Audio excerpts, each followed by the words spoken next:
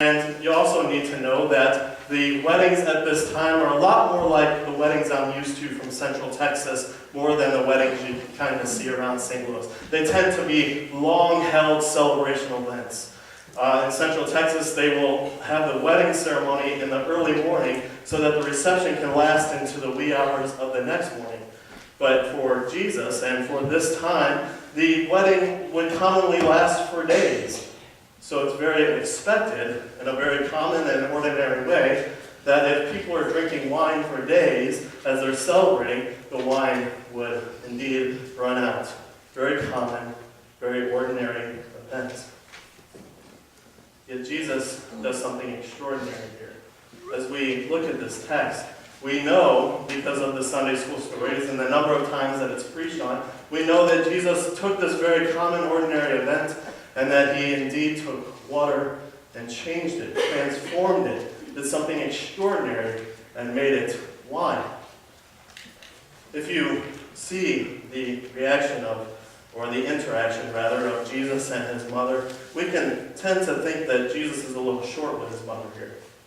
We may even think that it's not being very respectful of a son to address his mother in such a way. I mean, the text says, what does this have to do with me? My hour has not yet come. Yet, I think we need to take a look at this very interaction in a very different way. Jesus is not interacting with his mom in a way to be disrespectful, or in a way that would be very short with her to kind of shoo her away from him. We need to instead take a look at the interaction of Mary. You see, Mary knew that there was something very extraordinary about her son, Jesus. Think back to what Mary has experienced in this time up until now. She became pregnant. But it wasn't just any ordinary pregnancy. She had an angel come visit her. Very extraordinary event that an angel would come visit her as she became pregnant. And then the angel told her something even more extraordinary, that indeed she wasn't pregnant with Joseph's son because she had not laid with Joseph yet, but she's pregnant with the very Son of God. A very extraordinary event in the midst of an ordinary, everyday pregnancy. Then as Mary continues, she sees more extraordinary events, that she was to give birth to this son, not in a hotel room, not in her home, but in a stable. In a stable, and laid him in a manger, and that at that birth, angels appeared to shepherds in the field and announced to the glory of God that the very Son of God had been born this day in the town of Bethlehem.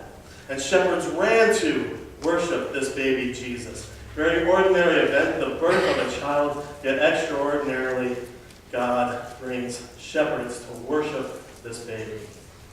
Then as they later, maybe even a few years later, moved into an apartment, 3 wise men, 3 kings, magi, visited from the east and brought very extraordinary gifts for a lowly son of a carpenter.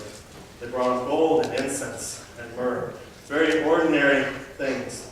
Maybe in the midst of a baby shower, we still practice this today, that we bring gifts to the parents and for the child, clothing and so forth. Yet in the ordinary giving of gifts at the birth of a child, very extraordinary gifts. Mary knew that there was something very extraordinary about her son.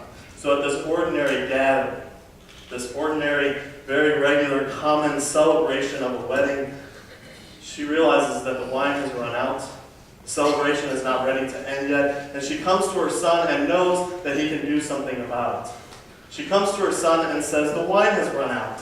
And Jesus, not being short, not being disrespectful of his mother, says, okay, I understand, but it's not my time yet. It's not my time to show my glory in the fullness that it is. It's just not my time yet. And rather than fire something back, like, I'm your mother, do what I tell you to, she understands that there's something extraordinary about her son.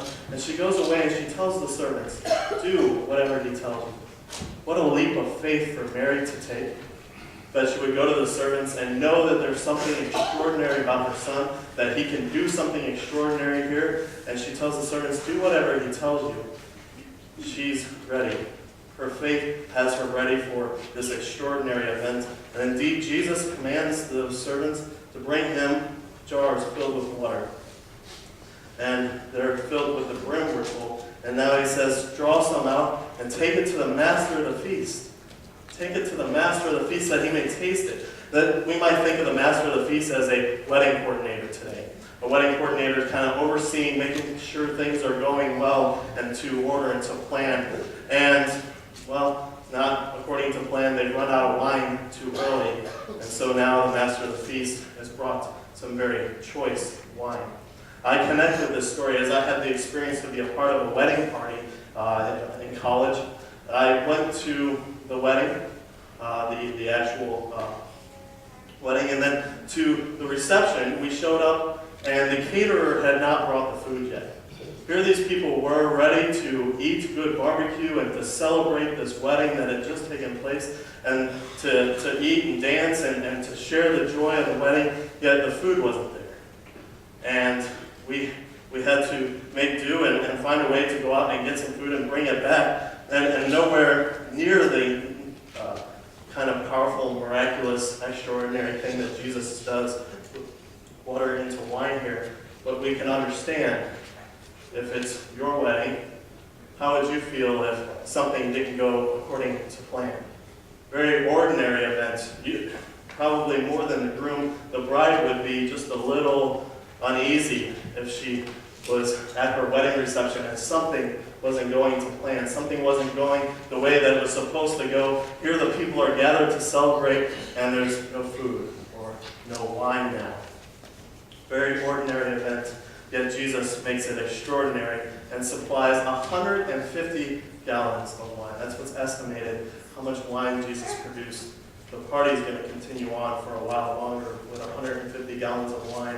But the key here, the very key, is that as the master of the feast tastes the wine, he calls the groom aside and he says, most people bring out the very choice wine first. And that as people drink too much and their taste buds aren't quite what they are anymore, then they serve the lesser, cheaper wine. But you've done something extraordinary, and that's that you've saved the very best wine for last.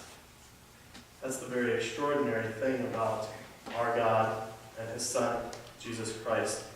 That's what our text has to share with us here this morning. In the midst of very ordinary things, the extraordinary happens, and it happens so abundantly. 150 gallons of wine. God just doesn't provide.